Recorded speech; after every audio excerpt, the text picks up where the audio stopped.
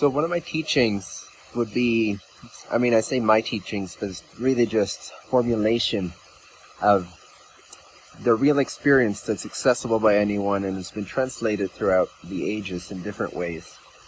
I'm just translating it so that you guys can understand better. But it refers to how to access direct experience of self, the true self, directly here and now in your own experience.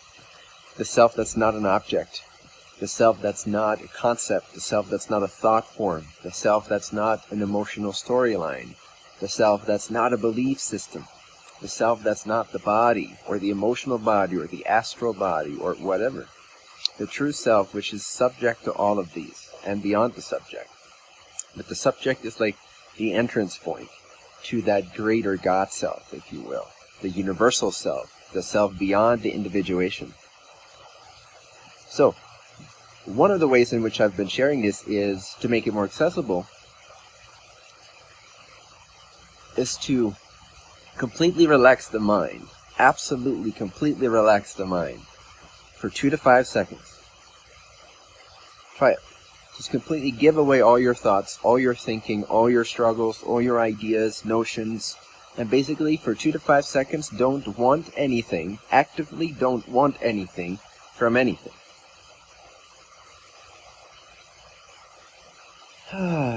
You'll feel this relaxation, especially if you've just been in a more sort of human or distracted or mental mode for the past few days or weeks or years or lifetimes, right? Or multiverses. So you'll find that relaxation is the nervous system, it's the tension of the mind, of the individual self, relaxing and kind of blending back, the wave blending back into the ocean, the distortion blending back into the wholeness. So you want to repeat this many times throughout your days, your waking days. And you'll become so familiar with this state, it deepens and deepens, and it increases the brightness of it, and the depth of it, the peace, the vastness of it. And you begin to directly realize the self, which is not an object, but which is that infinite consciousness of the subject and beyond the subject. Because even the subject is still an appearance. But my point with this video, many of you have already heard me share this in many different ways over the years. The reason I'm making this video is because I want to drive one point home especially. And I'll do this using an example or something that comes up for people a lot, which is, there's a difference. When two people hear this teaching, what I just shared, I've stopped the mind as much as you can, relax, give away all thoughts and notions and wants for 2 to 5 seconds. And recognize that spacious, vast, space-like awareness, that space-like pure I am-ness, that remains, that is recognized there. And so, one person will interpret this, will experience this, will practice it, and will kind of end up with sort of a sense of, no, okay, yeah, I guess it's more neutral than my emotional storyline, but what's the big deal? Well, I want you to understand that the more will that you put into these 2 to 5 seconds, the more you will recognize the brightness, the more you will recognize the vastness, the more you will experience and taste the peace which is beyond description.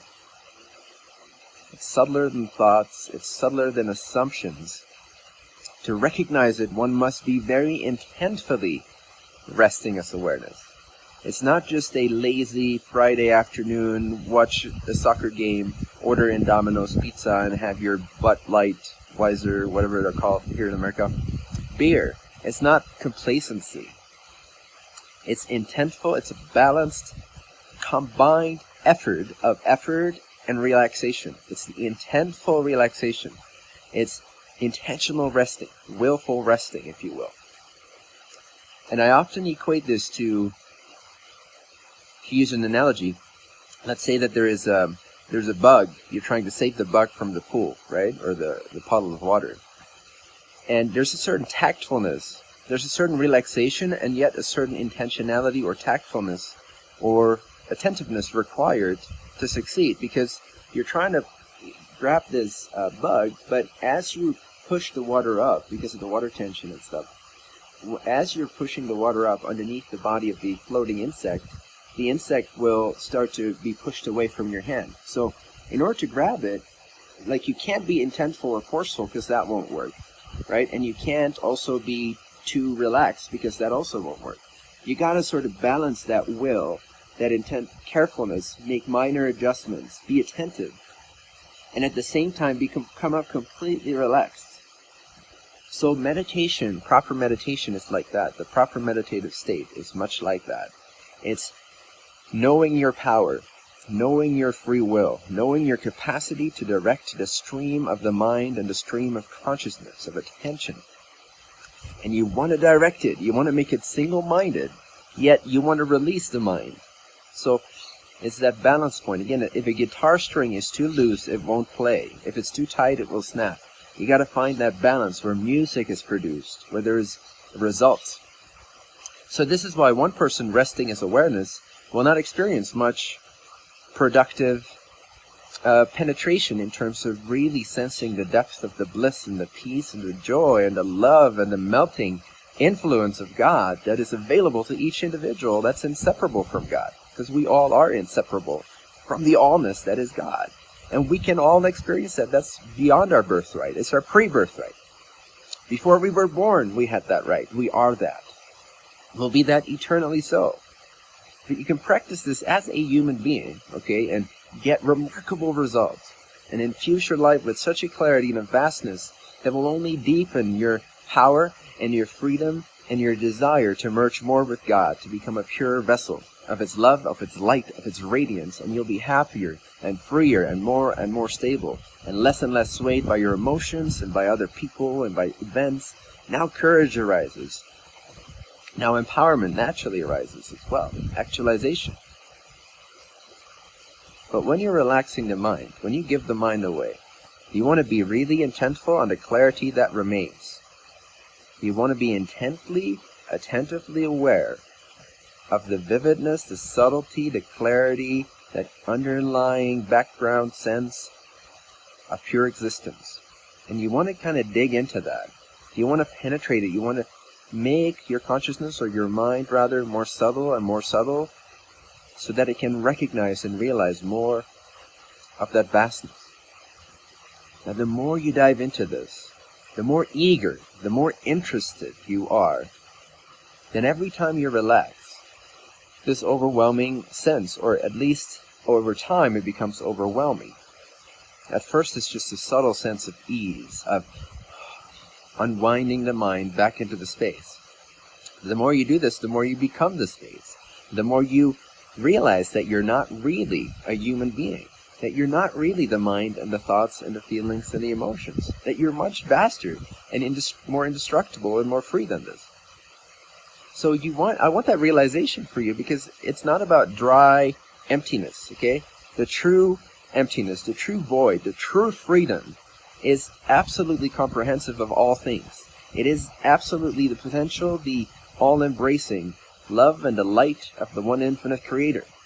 And you are that, so you can penetrate that.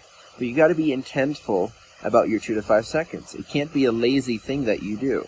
You got to relax the mind, but do it with such intention that you're determined, not with the mind, but determined to, in the absence of mind for 2 to 5 seconds, to awaken, to allow for the grace of the Creator to be known, to be recognized. But without that intent, my friends, you shall only touch upon a very surface level of awareness, which will feel like just a neutrality, or a blankness maybe, which is not the real awareness. It's still the mind being there. So we need both relaxation, but we need to do that relaxation with such utter intent and will and passion and joy and surrender. The more the surrender and the will you bring into relaxation and resting the mind back into this greater awareness, which is always already hearing my voice right now, is always already available to you, is that which always already knows what you're doing and what you're thinking and what you're feeling, like this background observer that's always there. The deeper you dive into this, with the greater the clarity and the subtlety and the attentiveness and the intent, the more sublime, more transformative entering this space becomes, the more of a love affair it becomes. the less shallow, less mental, more all-consuming. That's what you want. I guarantee you that.